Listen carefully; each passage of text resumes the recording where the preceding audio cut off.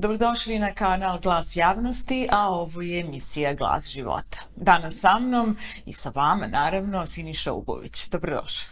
Bolje te našao, hvala ti na pozivu. Kratka, jasna najava, bez mnogo priče, jer nekako kad vidimo tvoj lik, onda se setimo šta si po zanimanju. Da, pa znaš šta, da, to kad smo pričali pred početak kako to predstaviti, zaista sad nekako sam u toj, i ja u zbunu kako to, šta je to potrebno reći. Mislim, kad neko radi više stvari, onda je stvarno nekako nezgodno. Ja sam ti rekao, nemoj molim sad, piše i ovo, i ovo, i ovo, i ovo, pa idemo kroz priču, pa ljudi će ih shvatiti i oni koji ne znaju, moći će malo da shvate šta radim. A jel ti smeta kada te nazovu nekim imenom, nekim zanimanjem? Pa dosta se toga izlizalo, znaš, i sada je danas zaista ono što, na primjer, je suštinski ono čime sam ja počeo da se bavim pre 13 godina, kao neko ko je možda i prvi ovde na ovim prostorima to i počeo da radi, to je bio taj life i business coaching. I to life coach, kada si tada nešto i govorio, to je imalo neku možda i težinu, nekim ljudima je bilo malo zbunjujuće, kao šta kad bi se to preveralo, šta bi to bilo, neki kao životni trener, tamo, međutim, onda je puno počelo ljudi u stvari da to stavlja pored svog imena i da se predstavlja na taj način. Mislim, ja suštinski nemam ništa protiv, nego samo je odjednom postalo puno da je danas bukvalno svaka druga osoba je neki coach u tom smislu i onda mi je negde bilo na kraju kao pa ne, ajde da skinem to, da ne mora to da piše, ne mora da bude, pa onda sam bio nešto motivacioni trener, ali suštinski možda najviše bi moglo da me okarakteriše, pored one osnovne moje profesije, to je da sam glumac, ali u ovom radu sa ljudima edukator i možda bi najbolje okarakterisali kao neko ko vodi ljude kroz proces promene. Eto, tako nešto. Da. Sad taj proces promene nikako lak nije, ali dakle, pre nego što popričamo o tome, da li ti smeta tolika najezda ljudi koji se bave životnim veštinama? Pa ne. Kako komentariš? Pa znaš šta, mislim, ja samo, ono što ne vidim kao dobro u tome je, na primer, pogrešno polazište da se time baviš. Zato što u određenom trenutku neka profesija počne da biva kao nešto vrlo zanimljivo, nešto možda unosno, nešto što ima neku perspektivu. I onda ljudi kao što su nekada bili menadžeri, pa neki su bili nekada ekonomija, pa ne znam šta nam je, pa onda su nam deca sva bila teniseri, pa tako bukvalno kako je nešto kao popularno, tako ljudi krenu time da se bave i uđu u to. I divno je, zato što, mislim, fenomenalna je stvar ako mi krenemo da radimo na sebi, iako iz toga što smo izvukli kao neku dobrobit, a imamo potrebu da radimo sa ljudima i da generalno imamo to u tom svom nekom pozivu unutrašnjem, imamo to kao potrebu da budemo u toj interakciji s ljudima i da im pomognemo da unaprede kvalitet svog života, onda je to divno. Ali to zahteva da se razvijamo u tome. To nije dovoljno pročitati jednu knjigu ili otići na neki super seminar nečiji ili neko predavanje i stvarno ti budeš inspirisan. Ali sad da kreneš odmah da ti obučavaš nekog i da mu daješ, vrlo je opasno. I to polje zahteva puno rada, puno prvo traganja unutar sebe. Dakle, ti moraš puno da se suočavaš sa sobom, da razumevaš mehanizme svoje unutrašnje, da bi mogao da imaš razumevanje kada ti dođe neko sa nečim što je slično ili s nečim što je potpuno drugačije od tvog. A da opet imaš razumevanje i da i dalje imaš unutar sebe taj kapacitet da tu osobu koja dođe preko puta tebe zaista vidiš kao nekog ko može da promeni to. Da imaš veru i snagu, ali to ne može da dođe iz pročitane samo jedne knjige ili samo iz jednog predavanja. To zaista dolazi iz nekog dubljeg susreta sa sobom. Ja kao neko ko radi sa ljudima ne moram da imam sva iskustva koja su, naravno da ih nemam. Ja imam neka možda teža u odnosu na nekog, a neka potpuno benignija, tako je, u odnosu na, ali šta je suština? Suština je ako znam da je u toku rada na nečemu kod mene bilo puno rada, puno otkrivanja, puno zalaženja u sebe, puno susreta sa nekim delovima sebe, puno prihvatanja, puno odbijanja, puno to, to je sve jedan put kroz koji će i taj neko ko je preko puta tebe morati da prođe. Ne sigurno na taj isti način, ne sa svim tim elementima, ali ti moraš da imaš suštinski unutar svog puta dosta toga pređenog da bi mogao da razumeš trenutak kada ta osoba preko puta tebe posustane, kada izgubi volju, kada ne veruje više, ni u sebe ni u tebe. Dakle, ti ne smeš da odustaješ od te osobe, moraš da nađeš način ili ukoliko ta osoba, vidiš da je osoba, a to moraš iskreno sam sa sobom da budeš, da je to osoba koju ti ne možeš da pomogneš. Znači, tvoj zadatak je da je odmah to kažeš. Da je iskreno to... Ako prepoznaš nešto drugo. Tako je, ako prepoznaš da to prosto možda tvoje vrednosti neke životne se apsolutno ne poklapaju sa vrednostima te osobe. Možda tebe izuzetno boli rana koju ta osoba nosi i ne možeš da budeš odvojen od toga i da budeš neko ko će da vodi kroz proces, nego ćeš ti sam da uletiš u svoje dublje procese. Dakle, ukoliko se to... to je taj pošten odnos prema sebi, ta iskrenost prema sebi, da prepoznaš to šta se u tebi dešava i da možeš slobodno, hrabro, sigurno da kažeš toj osobi, ej, ja mogu da te povedem na ovaj put i možemo da radimo na tome i mogu da ti pomognem. Ili da kažeš, znaš šta, možda je mnogo bolje da porazgovaraš sa nekim ko se isključivo time bavi i kome je to uska specijalnost. Kada se meni jave neki ljudi koji kroz mail ili kroz poruku napišu, jave se da imaju problema sa dugogodišnjim anksioznošću, sa depresijom, sa nekim takvim stanjima, apsolutno ne želim da ja budem taj koji će sad tu osobu voditi kroz taj proces. Zašto? Zato što postoje ljudi koji su se usko specijalizovali upravo za ta stanja. Međutim, nekada se desi da ljudi kažu da su u depresiji, čisto u depresiji. Ono kao usput. Da, i tako okarakterišu sebe. Neraspoložen sam pa sam u depresiji. Tako je. Znači, tu isto treba videti šta se tu dešava, ali kada ti dođe neka osoba s kojom porazgovaraš, ti vrlo dobro možeš da vidiš da li to jeste tvoj put ili nije put. Zašto je sada problematično, na primjer, ako kažemo da ima puno ljudi koji se time bavi, šta tu nastaje kao problematika? Kada ti imaš zaista istinsku potrebu da pomogneš i da budeš tu, i da to bude tvoja neka profesionalna orijentacija, ja obučavam ljude da se time bave, ali im objašnjavam neke stvari koje su mnogo važne. Prvo, od etičkih smernica koje su izuzetno potrebne tu da postoje, do toga da im kažem da nikada ne smeju, znači ti kao coach, kao neko ko radi s ljudima, nikada ne smeš da uzimaš u rad osobu ako je tebi potreban novac. Kako bi to rekao? Znači, ti radiš taj posao i naplaćuješ ga. Znači, to je u redu. Ali, u meni postoji potreba sad kao, ej, znaš malo, treba mi, sad sam u finansijskoj, težoj situaciji, dođe ti klijent, ima neki problem, ti vidiš da je to malo, ali pristaješ zato što... Na primjer, to može da bude vrlo pogubno. Kao što je pogubno i to da inače prihvataš nekog s kim vidiš da ti ne znaš šta će s tom osobom da radiš. Ali joj pričaš neku priču i vodiš je kroz nešto, zamajavaš i sebe i nju i sutra ta osoba uleti u još veći problem. Drugo, moraš da zaista znaš da kad se predstavljaš ljudima, kada dođu da razgovaraju sa tobom, da znaju zaista šta je polje tvoje ekspertize. Kako ti stvarno možeš da im pomogneš. Mislim, puno ima tu informacija i sećam se toga kada sam ja završio svoj prvi trening za grupni rad sa ljudima, tada još nisam coaching završio i javljali su mi se ljudi neki koji su prolazili sa mnom kroz neke radionice, pa kao Siniša individualno da radimo.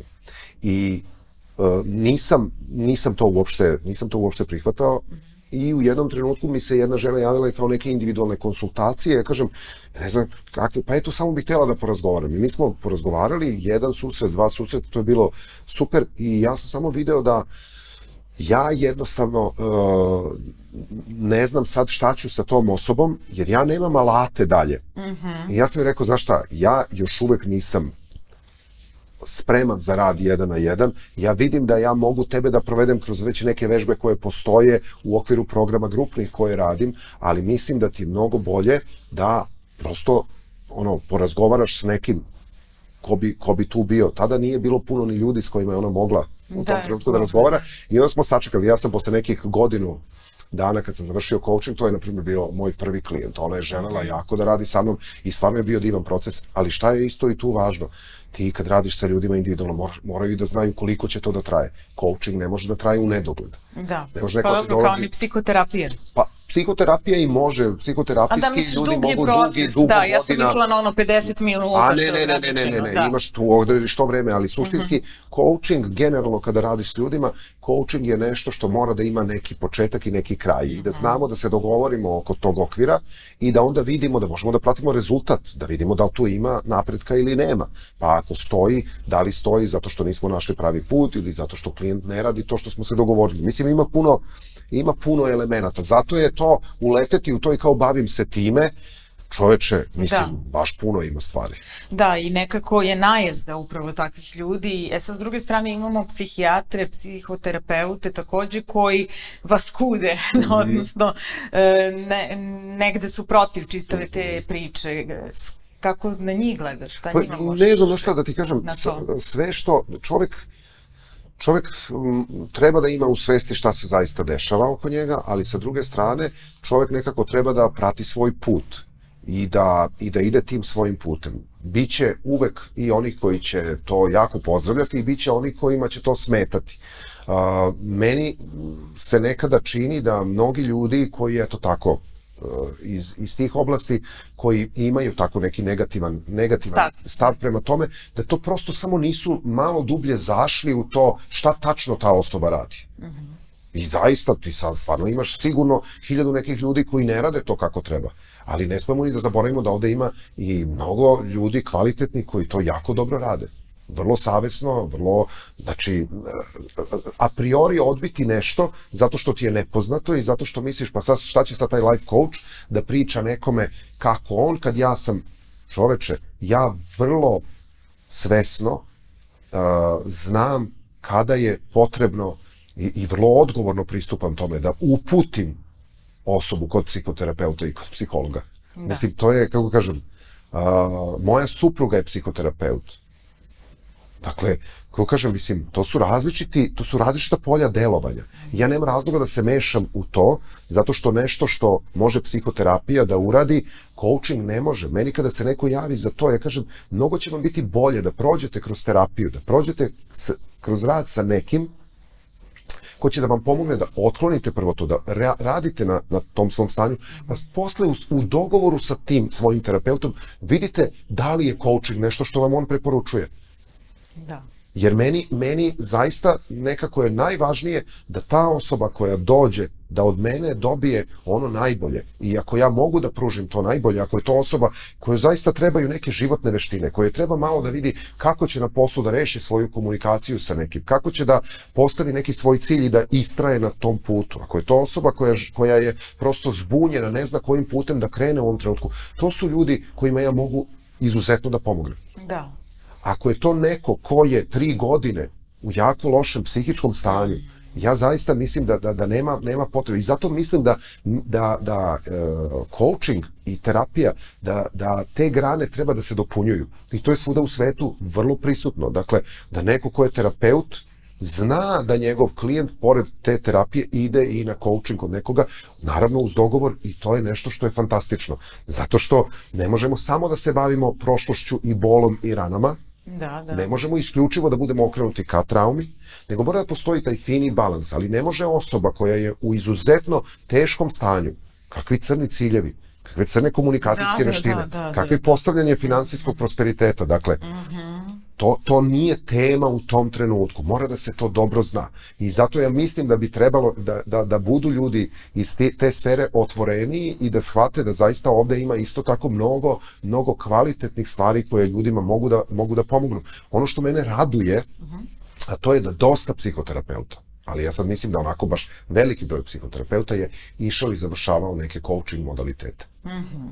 Zato što su shvatili da jednostavno... Da se to prožima. Apsolutno.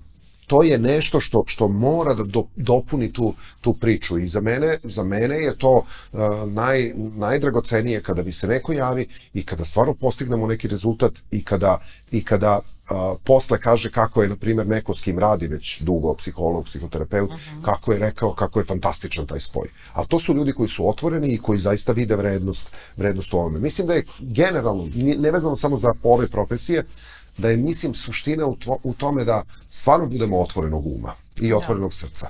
Jer ćemo videti i neke stvari koje možda generalno smo navikli da odbijamo. Zato što kada si zatvoren, tebi samom je teško da u bilo šta poveruješ. Mi ne treba da se takmičimo.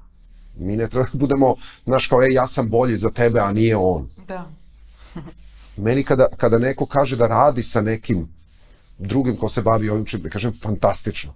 Pa zaista je fantastično da radiš... Što je verovatno retkost, ne vjerujem da svi kažu. Ne znam, ali fantastično je da si počeo da radiš na sebi. Pa ima li ičeg boljeg? Da. Zaista. I sigurno da na svaki program koji odeš, ja sam to sigurno, mislim, to je prosto moje iskustvo. Nešto ćeš dobiti.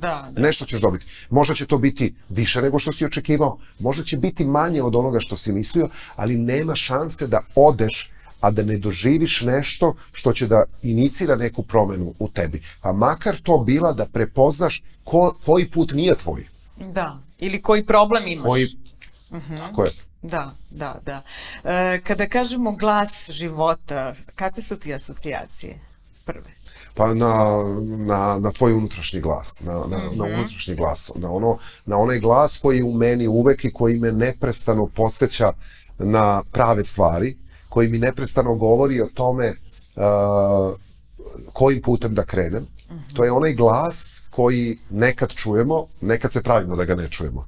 Ali taj glas života je glas koji je duboko rezonuje u nama, koji je u skladu sa onim najistinitijim delom nas. I mi svi vrlo dobro znamo šta je to što želimo u trenutku kad se dešava. Mi znamo kojim putem bi bilo bolje za nas da krenemo, ali često taj strah da nas ne odbace, da nas ne dožive na pogrešan način, da ne misle da smo loši, da se ne naljute na nas, dovodi do toga da mi odustanemo od tog, kao pravim se to što jeste konekcija sa onim najdubljim u meni, ja se od toga odvezujem, odvajam i počinjem da verujem nekim tuđim glasovima. I tu onda to više nije glas života, nije to više glas mog života, to je glas nečijeg života. A da li uvek znamo kojim ćemo putem krenuti? Nekako čini mi se da mnogi ljudi su negde u beznađu i teško im je da donesu odluku kojim putem da krenu. To je najteže. Pa zaista. Mislim, ja kažem, kao mi znamo kojim putem da krenemo. Mi imamo nekada potpuno prekinut taj odnos sa tim našim unutrašnjim glasom. Nekada je jači, nekada nas protrese na fizičkom nivou i nekada poslušamo, nekada ne.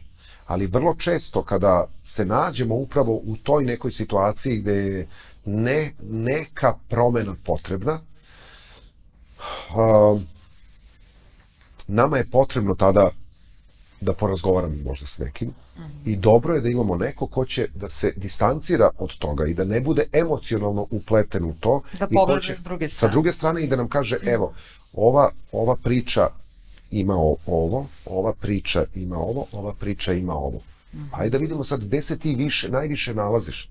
Od čega ti želiš da odeš, ka čemu od ovoga želiš da, ja sad banalizujem, ali kažem da nekako kada razgovaramo s tom osobom, da joj pružimo neku širu sliku, da joj sklonimo neku maglu i zavesu koja postoji.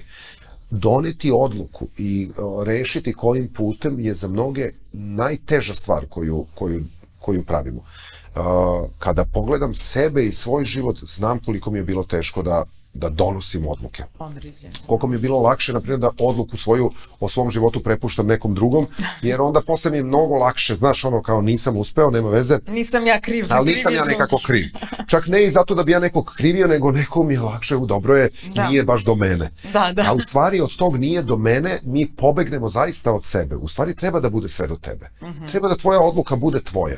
I ja danas, to mnogim ljudima zvuči onako kao fatalistički, zvuči kao, znaš, ono, to je sad kao neka, ne čoveče, ne postoji loša odluka, zaista ne postoji. Ja sam napravio puno koraka koji me uopšte nisu vodili onim putem kojim sam ja želeo. Znači, i dan danas mi se desi, kao, aha, dobro, odlučim i idem i vidim to nije to. I šta onda? Ja kažem, čoveče, ovo je baš dobro što sam prošao ovim putem, stvarno, zato što sam ovde shvatio koliko mi je ovo važno, ovo drugo. A to uopšte nisam razumevao dok nisam zakoračio na ovaj put. Nekada smo možda kao dobrim odabirom, tačno zna ono kojim putem da krenemo, nekada sebi uskratimo neke lekcije, neke teže momente koji su nam potrebni da nas ojačaju za nešto dalje tamo što nas čeka kad krenemo tim putem. Tako da ja mislim da život koji smo živeli, iako nam se taj život nije dopadao, i život koji želimo da živimo, a koji nam je trenutno kao nedostižan, da u trenutku kada prelomimo i kao krenemo tim nekim novim putem, da nikada ne treba da zaboravimo ovaj stari put. Jer je i taj put, ma kako težak bio, ma kako možda bio potpuno naizgled pogrešan, doneo nešto dobro. On je doneo nešto. I to je stvarno jedna fantastična stvar. Naprimjer, kad idem iz lične prizme, moj put je bio takav da sam zaista bio u detinjstvu prilično nesnađen, nesiguran u sebe, nekako nisam imao ni jasnoću, nisam imao neku životnu hrabrost, nekako bio sam, puno je stida bilo, puno neuklapanja. Onda sam izabrao da studiram glumu, pa sam se godinama za to i pripremao i dugo su me odbijali dok konačno to nisam upisao. Pa onda kada sam to upisao, onda su krenuli neke druge nesigurnosti da izlaze na površinu. Pa onda te nesigurnosti kao, joj, kako, šta će da kažu kad izađem na scenu, kako će da, pa kako s kritikom da se nosiš, pa onda, znači sve to, neko koji je toliko nesiguran, sad se još izlaže i dodatno javno, da sad još i neki potpuno nepoznati ljudi mogu da komentarišu, tako je. Pa onda sve to ide nekim putem, pa onda to prevaziđem, pa onda i onda otvorim neki potpuno novi put, pa onda u neke biznise privatne uđem koji budu opet nešto potpuno deseto, gde tu otkrijem neki potpuno drugi sloj ljudi i komunikaciju s nekim ljudima s kojima ja nisam imao toliko dodirnih tačaka, pa onda ponor, gubitak, bankrot, šta ja znam, sve to doživiš, onda se ponovo vratim kao esencijalno toj svojoj osnovnoj profesiji glumi. U toj glumi krenem da konačno pravim neki veliki uspon, serija, Miris kiše, svašta nešto, i onda otkrivam neki potpuno novi put, a to je put ličnog razvoja, Louise Hay, taj pravac, i krećem u tom polju da se edukujem, da bi sebi pomogao, da bi meni bilo lakše. I ja shvatam, iako mi je ovde konačno karijera krenula nekom stvarno fantastičnom uzlaznom linijom, ja odlučujem, i to je mnoge ljude šokiralo, zašto ti sada kao kada je sve, ti sada kao si rešio da se više ne baviš glumom. Ja kažem, ja nisam rešio da se ne bavim glumom, ona je deo mene, ona je tu prisutna, ali nekako me ove edukacije i ovo što sam ja doživeo kao dobrobit, ja mislim da je dobro da ljudi znaju, da mnogo više ljudi zna, da zaista imaju, da mogu da drže život u svojim rukama, da mogu da preuzmu kontrolu nad svojim životom, da zaista jeste moć u njima. I onda krećem time da se bavim. I kako god je to, znaš, ono kao daleko od toga, u stvari uopšte nije. Ja shvatam da moje čitavo, sve nesigurnosti moje životne, svi moji ponori do kojih sam ja došao, pa moja gluma kao put, da je sve to danas doživelo neku potpuno novu primjenu, da ja iz mnogo dubljeg nivoa mogu da razumevam ljude s kojima radim, da mogu da isto tako koristim glumačka sredstva, da mogu da im odglumim situaciju, da mogu da sebe vratim, da njih vratim, da im odigram scenu životnu, da oni vide koliko je apsurdno. Dakle, ja koristim svoje alate koji su negde meni bili kroz život predočeni, ja ih koristim sada na potpuno drugačiji način. Zato ja kad radim s ljudima, ja imam neki svoj osoben karakterističan način. Neko drugi koji dolazi iz nekog drugog polja na drugačiji način pristupa. I u tome jeste lepota. Ali kada bih ja rekao ne, ja sada ovde, ja sam samo ovde edukator i predavač i ja moram da održim neki stav. Ne. Ja pokažem sve svoje i dobre trenutke i lošije trenutke, i mislim da to negde ljudi valjda i vole i prepoznaju, zato što kad ljudi prepoznaju da si ti neko ko je isto tako živ i prolazi kroz razne iskustva, i onda oni imaju više razloga da ti veruju. Nekome pak to opet ne prija. Znači, taj način možda nije njemu. On bi hteo nešto što je ovako. Mislim, to je sve pitanje našeg afiniteta, ali ljudi ne treba da beže od onoga što je njihov životni put, nego treba da sve darove koje nose odatle, sve plodove koje imaju, sve ono što su razvili, sve snage kojima su ovladali, da polako vide kako to postaje deo ovog novog života i onda to postaje jedna autentična priča koja je isključivo njihova. I zato kada pričamo o toj autentičnosti, nema niko ko je isti kao ti, nema niko ko je isti kao ja, nema niko ko je isti kao osoba koja nas sad u ovom trenutku gleda. Ne postoji. Ne postoji, pa čak i blizanci koji se rode u istom trenutku, par minuta razlike, imaju nekad i potpuno dijametralno različite. Znači, to samo znači da autentičnost je da ne bežiš od sebe, da ne bežiš od tog glasa svog života. Taj tvoj glas unutar tebe, on ti kaže čime ti želiš da se baviš. On ti kaže šta bi ti stvarno voleo. On ti kaže kad praviš ovu odluku, on ti kaže, znaš da ti sad da to... Da to baš i nije nešto. I nije, a ti kažeš da znam, ali ovo mi je lakše. Nekada biramo lakši put, da bi kao sebe sačuvali od nečega što nas tu čeka. Ali generalno ne postoji ni loše iskustvo, ne postoji ni loša odluka, mislim, postoje teške situacije životne, ali sve doprinosi tome da ti danas možeš da praviš neke nove odabire. Da, da. Sada, s druge strane, ovi, dakle, psihijatri, psihoterapeuti... Što si se uhvatila sad njih? Ne, interesantno mi je zašto su oni protiv toga, dakle, zašto oni imaju svoje viđenje, dakle, da je to sve... Pa ne znam, stvarno, znaš, ali, kažem, postoje neki, ali meni je dosta ljudi koji su psiholozi, koji su završili psihologiju. Reklo nešto drugo i rekli su da... Ne to, nego su samo završili kod mene trenerske obuke. Jer im je falio jedan praktičan pristup. Dakle, okej, oni imaju ogromno znanje koje su stekli, ali onda im je falilo i nešto dodatno čime bi mogli da vode ljude i kroz neke drugačije iskustvene procese promene. Jer suština je svega, ja sam svoj pravac nazvao put promene. Da. Zato što ja mislim da je promena zaista jedino što je izvesno u životu. Sve ovo ostalo dođe, prođe, ali promena je, mislim, pa i dođe, prođe i to je promena. Dakle, ali sve stvarno u životu možemo da sagledamo iz raznih uglova, ali sve je promena. Promena je u glasu, promena je u trenutku, promena je u slušanju, promena je u vremenu, promena je u dolasku, odlasku, putovanju. Sve je promena i kada ljudi to shvate i što su otvoreniji, oni će shvatiti da uvek ima prostora za nadogradnju. Pa tako i neki ljudi koji su vrlo uspešni u toj i psihologiji i u stvarima o kojima sad pričamo, profesijama, su poželjeli i došli i završili kod mene, na primjer, i trenersku obuku i coaching obuku i bili oduševljeni. Zato što je to fantastična dopuna i zato ja i kad sad pričam o programima koje radim, mislim da, na primjer, ljudi koji se bave upravo to, nekim radom sa ljudima, koji vode timove, koji su psiholozi, koji rade u socijalnim službama, HR-evi, znači za te ljude je fantastično jer će dobiti puno vrlo konkretnih veština i alata kojima će ne samo na neverovatan način dopuniti svoju praksu. I to je ono što oni meni kažu posle. Tako da sad ovi koji nisu za to. Hajde da kažemo da je stvar individualnog pristupa. Zaista individualnog, tako. Da. Kažeš, promene su svuda oko nas, česte vrlo, zbog čega nam onda teško padaju? Zato što, znaš kao, ko će više da se menja? Zato što... I ne samo to, nego kako neku situaciju prihvatiti.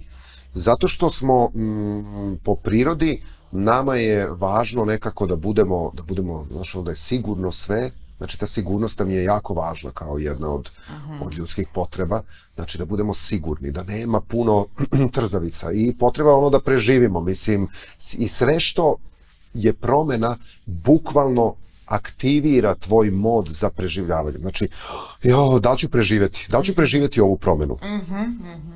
I taj strah od toga šta će to sve da poremeti, dovodi vrlo često od toga da znam da mi je potrebna promena, ali mnogo mi je lakše da ostanem ovde kako god da je loše, ali da se ne uznemiravam. Jer s ovim znam kako da izađem na kraj, već imam neke naučene modele, ali ovde šta me tu čeka. I onda upravo put promene kao proces, pa put promene, ja mislim da si ti možda čak i bila na nekoj od radionica koja se baš zvala Put promene. Da, jesam. Davno, to sam davno radio. Zašto to postoji i zašto uopšte postoje knjige koje ja pišem o tome? Da samo objasnim ljudima da je proces promene, da je promena generalno nešto što je važno da prihvatimo, da ne budemo u otporu prema promeni, nego kada se dešava promena koju čak mi nismo inicirali, da opet se što pre nekako, da što pre prihvatimo to, da to jeste neminovnost u ovom trenutku. Da ne trošimo energiju na pitanje zašto mi se to dešava. Jer tu vrlo često nemamo odgovor na to. Ali da prihvatim promenu i da kažem, čekaj, čoveče, ova promena toliko je neprijatna i toliko sad ja moram kroz ovo da prođem i ja nemam pojma ni da li ću znati s ovim da se nosim. Ali ajde da krenem, pa stvarno da vidim, tako je, korak po korak. Upravo tu si dala odgovor. Kada je promena, ona je ogromna.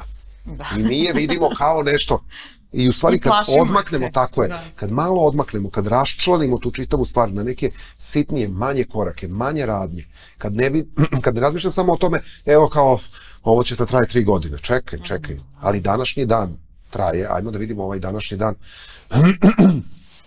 kako da prođemo kroz taj dan i kako dalje da idemo, to je u stvari suština. I u stvari promena se vežba.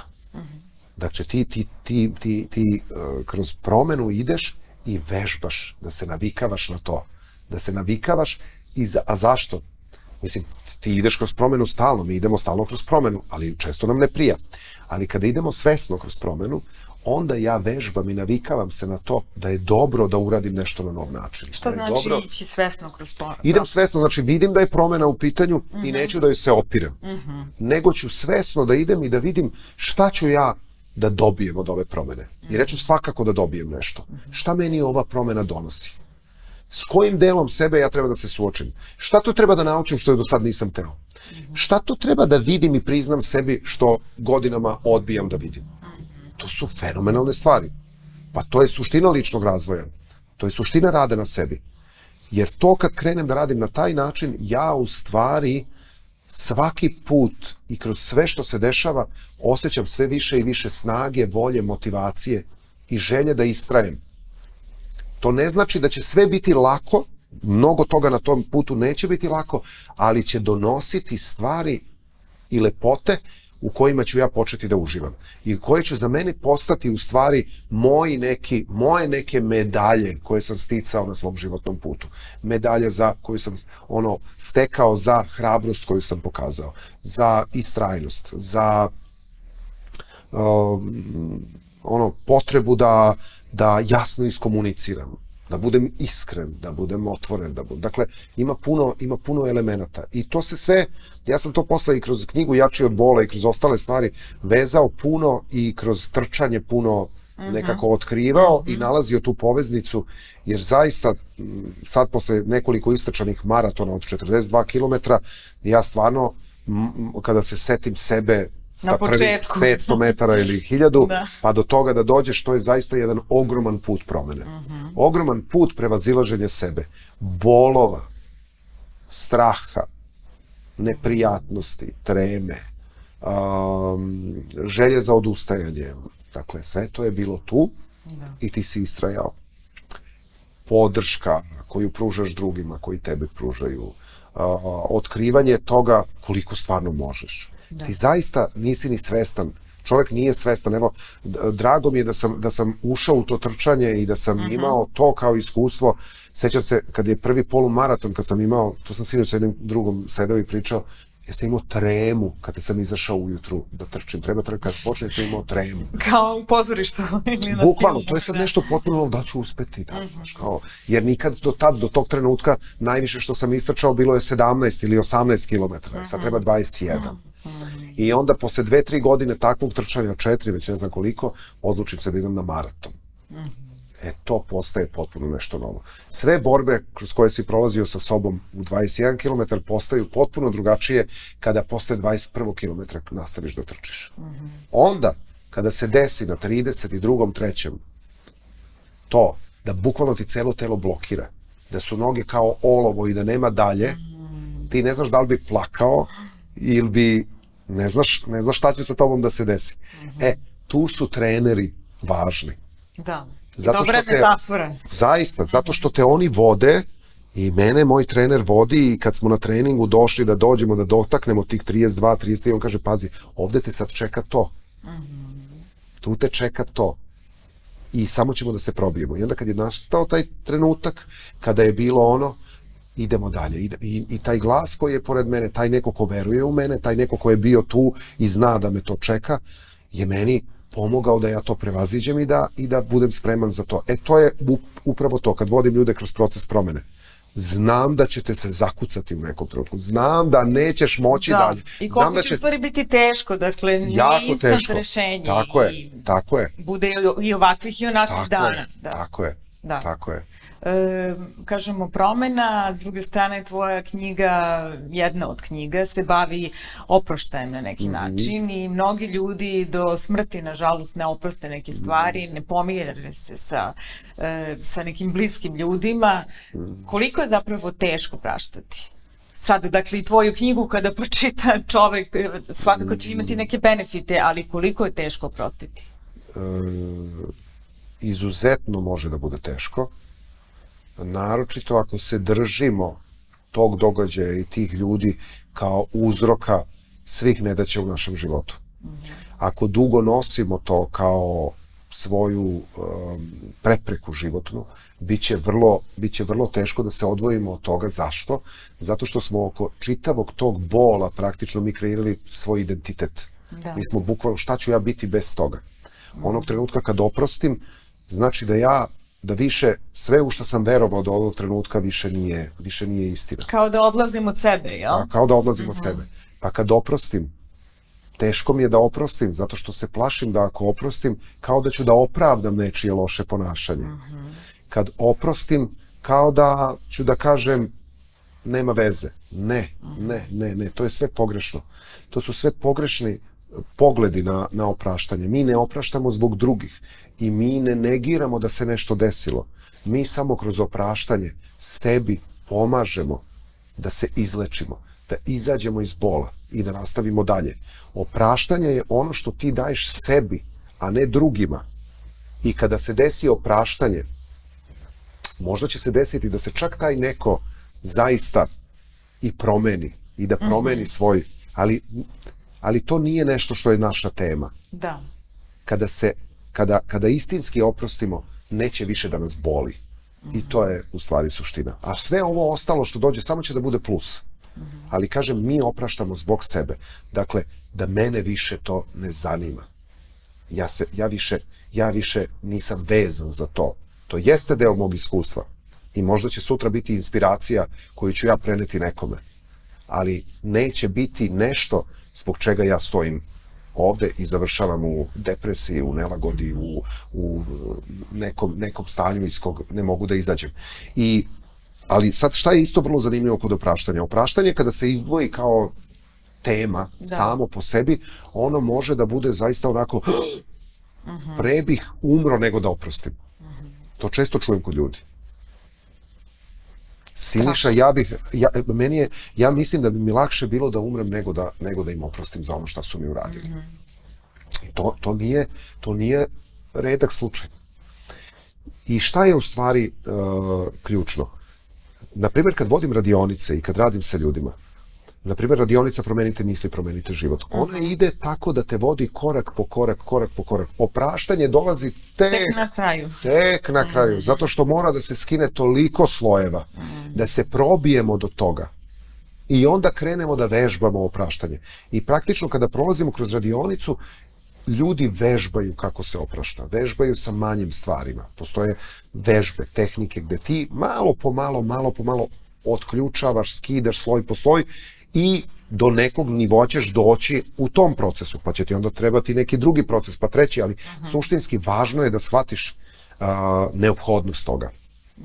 Kad shvatiš da je to za tvoje zdravlje dobro, ti onda ideš tim putem i krećeš malo po malo. Mislim da je za mnoge ljude, i to je negde, to sam i kod Luize negde čuo, i to je meni bilo fantastično, jer je istinito, da je jedan od velikih uzročnika mnogih naših životnih problema upravo to što ne opraštamo. I kada na nekom polju stvari ne funkcionišu, zaista je potrebno da se zapitamo kome ja to nisam oprostio. Jer se držim nečega što me drži vezano i ne da mi da napredujem, ne da mi da idem dalje, ne da mi da se izlečim. Čekaj, šta to držiš još uvek u sebi? I zato je ta metafora da je opraštanje u stvari kao slojevi luka. Skidaš sloj po sloj, jedan po jedan, tako je, dok ne dođeš do onog sitnog, onog ključnog bola. Kad se taj bol otključa, tada život zaista počne da funkcioniše. Kako se osjećaš dok pišeš? Obožavam da pišem. Obožavam da pišem i obožavam Jel teže pisati ili govoriti?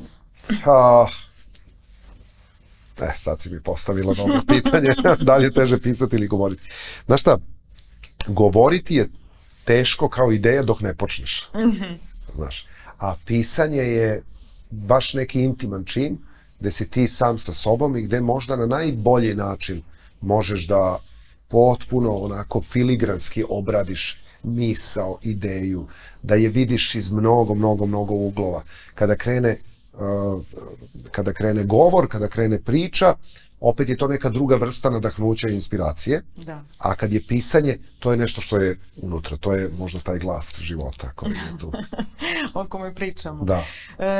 Sada je starosna granica pohađanja tih radionica, pretpostavljam, u stvari znam da su to odrasli ljudi, ali s druge strane, da li postoji neka mogućnost da se radi sa današnjim adolescentima, na primjer? Mi vidimo svakojaku decu na ulicama, mlade, koji liče jedni na druge, koji su puni agresije ili ukoliko su zatrpali tu agresiju, čim ih čačneš, ona izleti napolje. Da. Može li tvoj kurs da pohađa neko koji je mlađi? U okviru programa koje ja radim postoje i ti elementi. Postoje programi za koje neko može da se opredeli da ih radi. Ja se prosto nisam okrenuo ka tome, ali ovakvi programi mogu puno da pomogu. Zato što mogu, sa decom se neće raditi na nekim ovakvim temama do kojih oni možda još nisu došli. Ali isto tako, šta je potrebno sa decom kada se radi, a to je da se osete da su dobrodošli, da osete da su potpuno u redu takvi kakvi jesu. Da čak i to što su nekada nekultivisani, što su agresivni, da i to deo njih koji može da se transformiše i da se izgradi u nešto što je dobro i lepo. I ja vidim da dosta ljudi ima danas na našim prostorima koji imaju programe koji jesu prilagođeni mladima i ja verujem da su to jako dobri i kvalitetni programi. Ali suština je, kao i kad radimo sa odraslima, drugačiji su alati, ali šta je suština? Suština je da shvatiš da si vredan, da zaslužuješ,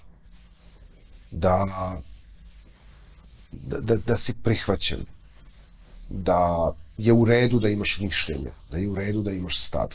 I isto tako i da ima tu i dosta onoga na čemu možeš još da radiš, ali nema razloga da mrziš sebe. Nema razloga da odbacuješ sebe. Možda nisi ponosan na nešto što se desilo. Imamo ljude koji zaista prođu kroz nešto što je, ali zarad njihovog ličnog isceljenja potrebno je da prihvate i tu mračnu stranu sebe i da vide kako da unesu svetlost u taj deo, kako da postanu bolji ljudi, kako da postanu kvalitetniji ljudi. Sad je to opet neka šira tema. Sad je tu i pitanje kao da li ima nekih koji zaista moraju da budu potpuno na nekoj drugoj strani, izolovani u nekom drugom pravcu da se radi sa njima. To su već teme za neke druge i ljude možda i šta je znam, ali hoću da kažem da nekako svako treba sebe da sagleda iz mnogo uglova i da shvati da je ključ za isceljenje naše duše u prihvatanju toga ko smo.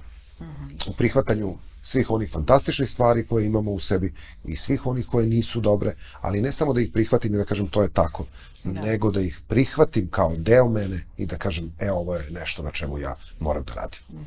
Jer mi je važno da budem bolja osoba. I mislim da suština ličnog razvoja je u tome da postanemo bolji i kvalitetniji ljudi.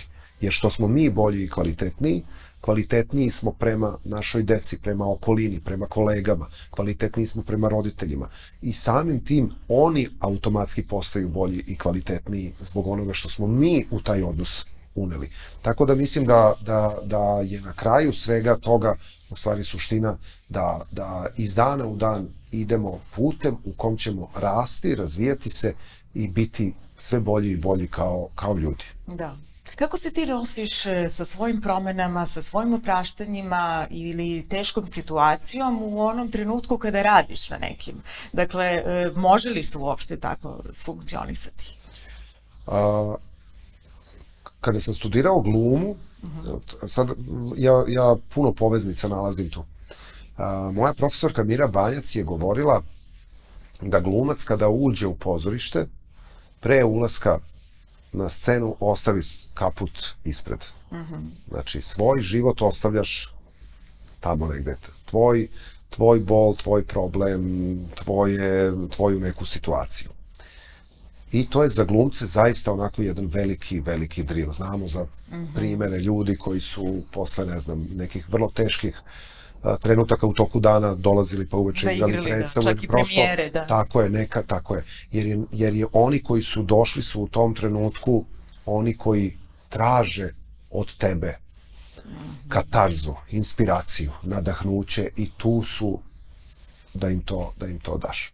To je jedan segment koji sam negde povukao odatle kao neku tvoju misiju životnu, kao neko ko radi s ljudima. Sa druge strane, ti, kada se otvori neka tema, može da se desi da unutar tebe se pokrene neki proces. Može. I tvoj zadatak je da znači, tvoj zadatak je da ostaneš stabilan. I ostaješ stabilan, zato što postoje alati, postoje načini na koje ti sebe držiš u dobroj, ali ukoliko prepoznaš da je nešto unutar tebe isto tako se pokrenulo, to je fantastičan poziv i tvoj zadatak je da ne budeš sujetan, nego da već sutra pozoveš ti nekog s kim ti radiš. Jer svako ko radi s ljudima mora da ima nekog s kim radi. Da pozoveš nekog i da vidiš zašto se podigla ova tema sada. Kako mogu da joj priđem. Sa druge strane, fenomenalno je kako je, na primjer, Louisa Hay, koja je neko ko je, mislim, tvorac, ja mislim, na svetu, tako jednog sistema za poboljšanje života. Ona je bukvalno iz rada sa ljudima, iz iskustva kreirala program. I to je taj program Promenite misli, promenite život koji radim, koji sam doneo 2010. ovde. I ne govorim da bi ga reklamirao, nego samo prosto hoću da kažem da je ta žena kreirala jedan sistem koji tebe vodi korak po korak. Ti ideš kroz te vežbe, ideš, radiš i jednostavno ni ne osjetiš kako se unutar tebe na jedan fin način menja nešto. I šta je bilo ključno, na primjer, kada sam završavao tu edukaciju tamo? Tamo je nama bilo, zato i predočeno, ti sada imaš alate da radiš sa ljudima i da ih vodiš kroz ove procese na način na koji su oni postavljeni.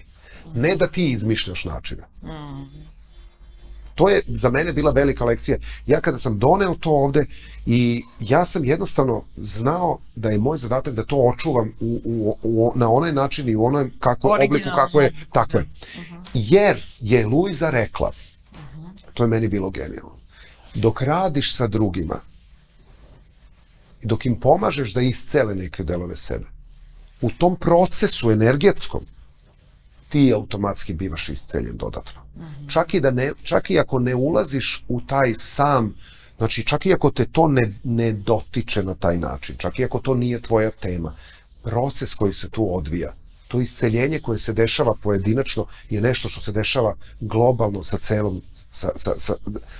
sa celom grupom koja je tu. I to sad možda nekom zvuči ovako kao malo neverovatno, ali to zaista jeste i tako. I to što se, na primjer, stvori u toj atmosferi, na toj radionici gde dođe sada, na primjer, 50-80 ljudi, to je nešto što je kolektivni čin. A šta to govori sad globalno? Pa to je to, čoveče, pa ti nisi izuzet od ovog sveta. Da. Čovek čoveku je prijatelj. Tako je. I ono što ti uneseš u ovaj prostor je ono što će obojiti ovaj prostor. Ono što uneseš u društvo u koje odeš je nešto što će diktirati. Ono što unese, ne znam ja, u salu kada radim, to je nešto. Ono što unese neko ko je polaznik programa i ko dođe s čim uđeš, to ćeš to ćeš i videti i nalaziti tu. Ali kada se stvori taj jedan kolektivni čin nekog dobrog, iako na radionici ne postoji ništa da sad svako priča sve o sebi i iznosi svoje stvari iz svog života, ali se desi neko neverovatno prepoznavanje, valjda na nivou duše, gde ljudi osete tu sigurnost, osete da su u jednom sigurnom krugu, osete da su i tu drugi neki ljudi koji kao i oni traže neke odgovore. Tako da i ti sam kao neko ko vodi ljude, ako ne želiš da budeš veći od tog programa, to je meni uvek bilo ključno, da ja ne želim da ja nadiđem taj program, da ja budem veći od onoga što taj program treba da bude, to je onda u stvari fantastična stvar i za mene i za sve koji su tu. Ja mislim da su meni svi ti programi isto tako pomagali, svih godina, evo radim ih već 13 godina, da i dan danas mi pomažu da nekako budem još sigurniji, još stabilniji, da isceljujem neke stvari kojih sam svestan i kojih nisam svestan i da vidim koliko je lepote u tome u stvari. Jer kad se desi proboj jedne osobe kroz neki proces koji je za nju bio tako težak i neverovatan, kad to vidiš i kad tom svedočiš, to je kao, sad se vratimo na ovo pozorište, na to, koja je svrha i glumca, predstavljača, bilo koga. Čovječe, pružio si ljudima neku vrstu isceljenja, pružio si vrstu neke katarze. Kada dođeš na predstavu, ako se nasmeješ, ako se isplačeš, ti isceljuješ, tako je, u tebi se dešava neka promjena. I mislim da suštinski, a zašto sad pomenem, sad je taj trougao između te glume, između ovog rada sa ljudima i onoga ko je čovek. Znači, bukvalno svuda taj trougao između tog individue, između onoga što pružaš sa scene kao umetnost, kao kreativnost, između onoga što se dešava kada učiš, edukuješ ljude. Dakle, da li si učitelj, profesor, pa si tamo, ali si ti opet na nekoj sceni na koju treba da izađeš i da ostaviš kaput tamo svoje probleme kad ideš da radiš sa decom i da ih učiš. Decu ne treba da zanima da li je tebi mala plata ili nije, da li je to... Ti si izabrao da budeš tu. Ili nisi izabrao. Ako nisi izabrao, čuj taj svoj glas unutar sebe i reci idem tamo i da ostavim ovo mesto nekom ko će s radošću da prenosi znanje ovoj deci koja imaju samo mene u ovih 45 minuta. Dakle, da li si edukator kroz polje ličnog razvoja, da li si profesor, nastavnik, učitelj, da li si prosto neko ko vodi neki tim ili si glava porodice koja nešto, znači sve je to, ali onda je tu, imamo taj deo gde je taj kao čovek, kao individua, sve je to tvoj put. Sve je to tvoj put. I uvek si u čitavom životnom procesu, da li si izabrao da se time baviš profesionalno ili ne, ti si u svakom trenutku neko ko ide u neko društvo, unosi u to društvo čitav svoj kaput svojih života i iskustava i na taj način uči, edukuje i ovde ostavlja neki trag i pomaže nekom da se isceli ili da se ne isceli.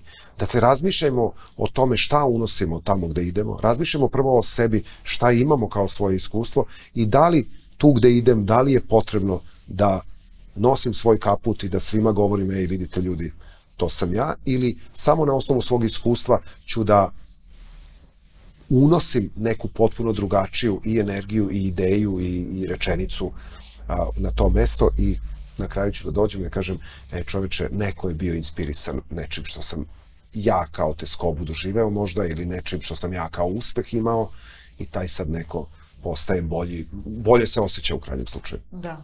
Koliko je teško ili lako svoju decu vaspitavati na ovaj način, odnosno primjenjivati alate? Nekada vrlo teško. Vrlo teško, pa ti si tvojoj deci, ti si otac, znaš, ja sam moje deci otac, moja supruga je majka i mi smo njihovi roditelji, mi nismo njihovi... Coach. Tako je i meni je to fantastično kad gledam i kad vidim kako, na primjer, kada prolaze kroz neku životnu fazu, za mene je zadatak da stvarno nađem neki način koji neće da bude niti predavanje, iako se desi to da znaš, nemoj da mi pričaš, ne mogu, nisi na radionici. Da, nemoj sad. Ali suštinski stvarno da im negde predočiš koliko je važno i negde to najviše i gledam kao neki zadatak svoj, a to je da im pomognem da prihvate odgovornost u svom životu. Da to, uvek ih vraćam, kad prolaze kroz neke situacije, dođu od nekud, nešto se desilo, uvek ali šta je to, na koji način si doprineo tome da to bude tako? Da li je bilo potrebno da budeš tu, da li nije bilo? Sve je u redu, nije važno, nego samo da možeš da razumeš šta je dovelo do toga. Jer kad razumeš taj put i što brže naučiš da sagledavaš taj put. Znaš, ja sam živeo do 30 kusur godina s osjećanjem da su mi drugi krivi, da prosto je tako kako jeste, da je to stvar sudbine. Ja sam jako kasno, pravo vreme, došao do spoznaje, čoveče, ja sam sam vodio sebe kroz život. Čak i kad sam odlučivao i kad nisam odlučivao, čak i kad sam birao i kad nisam birao. Sve je to bio moj odabir. Iz straha ili iz ko zna kog polja. I onda kažem da je, pa kao da, jeste tata, ali nisam ja ništa. Ne, nisi možda ti ništa uradio. Možda ti nisi inicirao nešto.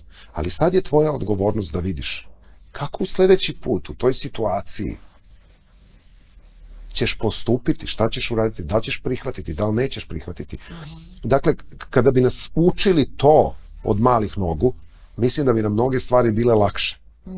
Zato što nismo suočeni sa tim nekim situacijama, nego uvek se neka, ej, kao, nemoj, pusti, nemoj to, gde ćeš, šta će ti to, jesi ti normalan, pogledaj se, pa ti nemaš pojma. Znači, naslušaš se svih tih stvari, a niko ti ne kaže, čoveče, ej, vidi, možeš i to da uradiš i možeš i ovo. Ja i sad da vidimo, ako ideš ovim putem, desit će se, može se desi i ovo i ovo i ovo. Ako ideš ovim putem, može da se desi i ovo i ovo. Samo da budeš spreman da postoji te opcije. I kad se to desi, ako se desi to što ti se ne dopada, imaš već sledeći put priliku da promeniš. I nije strašno. I nije strašno. Nije strašno. Znaš, to nam nisu tako govorili, nisu nas tome učili. Vrlo često to znanje koje dobijamo je znanje koje je reproduktivno. Dakle, ti ideš i neko ti nešto kaže i ti dođeš da odgovaraš, dobiješ ocenu i sad ako si malo više zagreo stolicu, kao dobit ćeš dobru ocenu. Da li si nešto naučio ili nisi, to se više ni ne gleda. Da li si ti kao neko ko je mlad čovjek sposoban za život, da li ti umeš da se predstaviš, da li ti umeš da jasno iskomuniciraš svoju ideju, da li su važnije te godine ili je važnije da razumem put istorijski, ne znam, našeg naroda i da vidim iz toga šta smo mi kao narod naučili, u čemu smo bili dobri, u čemu nismo bili dobri, šta je to što nas krasi. Mislim, a ne koliko je važna, se uhvatio istorija, ali suštinski, nama je, sećam se toga i u školi, kao ideš čoveče, kao da li ćeš znati, da li nećeš znati, da li ćeš dobiti ocenu, da li nećeš, i samo da to prođe. Ko se zaista za tebe zainteresuje i pitate, kao, ej, šta ti voliš? Šta ti stvarno voliš da radiš? Ovo ti baš dobro ide. Ja se sjećam kad je moj stariji sin bio u osnovnoj školi, imali smo često problem sa tim što je zvala nas je često razredna, koja je bila fantastična i kao samo moramo malo, žale se ovi nastavnici da on jednostavno uvek ima neko mišljenje, uvek ima nešto. Sjajno. Znaš, kao, to je baš minus. Kao, to je baš minus. Možda to nekom smeta. Ok, ali ako prepoznajete to kod tog deteta, vidite kako možete to dete da uključite u neke, da li možda postoje neke sekcije, da li možda postoji negde gde to može da bude, gde može to da bude dodatna njegova vrlina, zato što ta osobina može da pomogne u nekim profesijama i tekako. Znači, kod nas je nešto što je nečija osobenost, ako se ne uklapa, to biva odbačeno, to biva kritikovano, to biva osuđeno nekada. Mi smo stvarno imali sreću da je razredna njegova bila fantastična, da smo mogli da razgovaramo i da tražimo neki drugačiji pristup tome. Ali znaš ono, kao, nije dobro da imaš stav, nije dobro, ili kao, stalno se bori i stalno on isteruje pravdu. Znaš, isteruje pravdu, to isto nije dobro. Sad, razumem, nije dobro da se oduzima vreme od časa, nije dobro, ali ako tako neko dete postoji, da li zaista to dete treba da bude pred celim razredom, ne znam sad, kritikovano i poslato kod psihologa, ili možda treba s tim detetom razgovarati i videti, čoveče, zašto, znaš kao, šta je to kod tebe? Šta je to dobro kod tebe? Šta je dobro, šta je tu? I drugo, kao imaš tu potrebu da isteruješ pravdu, možda, mislim... Možda pravda ne postoji. Ne znam šta je, ali ajde da razgovaramo s tom decom, da vidimo da to ne bude nužno minus. Ja ne pričam sad o ekstremima, neko dođe pravi haos na času pa kao bravo, super, evo. Naravno. Znači postoji nešto što mora i pristojnost, mora i kućno vaspitanje, ima svega toga. Ali ja sam bio onako, to bude malo stresno, ali sam bio uvek srećan kada me pozovu iz škole da razgovaramo, da nešto se dešava, nešto ide, idem, ne bude mi ni prijatno uvek kad nešto možda čujem, ali kao eto, nisu mi deca bila nešto kao problematična u tom smislu, ali neke situacije gde stvarno vidiš da moraš da razgovaraš s tim ljudima, s tim nastavnicima kojima je zaista teško vrlo često da hendluju toliki broj dece, ali opet nekako i da pomogneš i njima da tebi pomognu. Da. Kao roditelju, pa samim tim, jer je ključno da tom detetu se pomogne. Ja mislim negde da je kod nas ta profesija inače nastavnika, učitelja, profesora toliko devalvirana i priča se stalno, eto, mi uglavnom vidimo oni su izašli da štrajkuju. Pa čoveče, ti ljudi zaista zaslužuju da žive kvalitetan život. Zaslužuju da se ne bore za svoju egzistenciju. To su ljudi koji grade budućnost ove zemlje. To su ljudi koji su našoj deci najveći, to su uzori.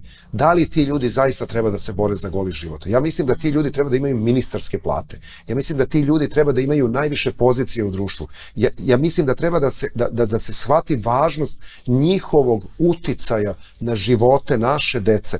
Zato što ako toga nema i ako smo tu stvarno zakazali, ako ti ljudi treba da dođu tamo i da zaista ne znaju kako će platiti svoje račune. Da li će, mislim, znam da mnogi nastavnici i učitelji koji rade, to su ljudi koji su došli iz nekih drugih gradova, koji ovde plaćaju stanove, koji od svoje plate treba i da plate stan i da budu dobro obučeni, da ih deca ne zezaju, mislim, svašta tu ima.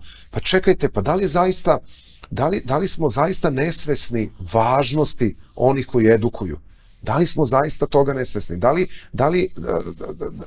Ja nekako mislim da kada to shvatimo i kada počnemo tako da radimo, kada naša deca budu odlazila u školu, jer će ispred njih da budu neki ljudi koji imaju dostojanstvo, koji se dobro osjećaju, koji nisu ljuti, koji nisu očajni i koji se pitaju kako da zbrišu s tog posla i da pronađu neki drugi posao.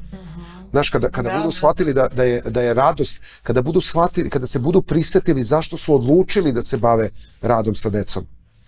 Nisu svi to izabrali, neko je to sticajem okolnosti došao tu, ali oni koji su došli iz najbolje namere, iz najbolje želje, iz bukvalno misije, mi treba te ljude da ojačamo kao sistem, mi treba te ljudima da damo važno mesto u društvu, mi treba te ljude da dodatno nagradimo, jer su oni svetionici u tim sistemima u kojima rade. A ako se ti ljudi povuku, a to se dešava, mi onda gubimo budućnost naše dece.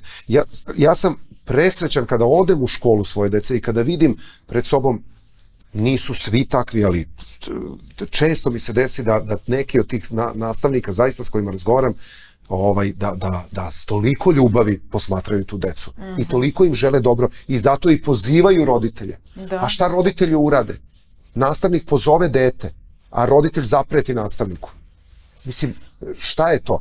Ja kao roditelj onda nisam svestan da taj čovjek hoće da mi pomogne, čoveče. Taj čovjek hoće da pomogne mom detetu, a ja njega odbijam zato što ja mislim da je, kako on ima pravo. Ne, čoveče. Ja odem i čujem i vidim. Ja uglavnom iza 90% tih poziva, možda i više posto, a evo kao deca mi idu u škole već koliko, 15 godina, uvek vidim najbolju nameru. I taj neko ko želi da se stvarno pozabavi mojim detetom, ja sam njemu prezahvalan. Možda mi neće biti prijatno, neće ti biti prijatno da čuješ. Da ti kaže nešto... Neće. Ali čoveče, pa koja je to sujeta da ja mislim da taj nema pravo to da kaže? Da ja stavim svoje dete kao neko ko je u pravu, a nije da nisam čuo ovu drugu stranu. Možda ta strana nije u pravu, ali ne mogu a priori da to odbijem zato što sam ja moćan na poziciji, zato što imam, ne znam, sam na nekoj funkciji. Šta to znači? Šta to znači? Mislim da smo tu izgubili i da tu gubimo puno. Ali nekako mislim da se raduje me kad uđem u te škole i kad vidim takve nastavnike, kad vidim takve razredne starešine koji stvarno ti vidiš da oni žele najbolje. I oni onda se suočavaju s nekim drugim kolegama koji vide neke zamerke, ali onda oni to opet To su ti svetionici.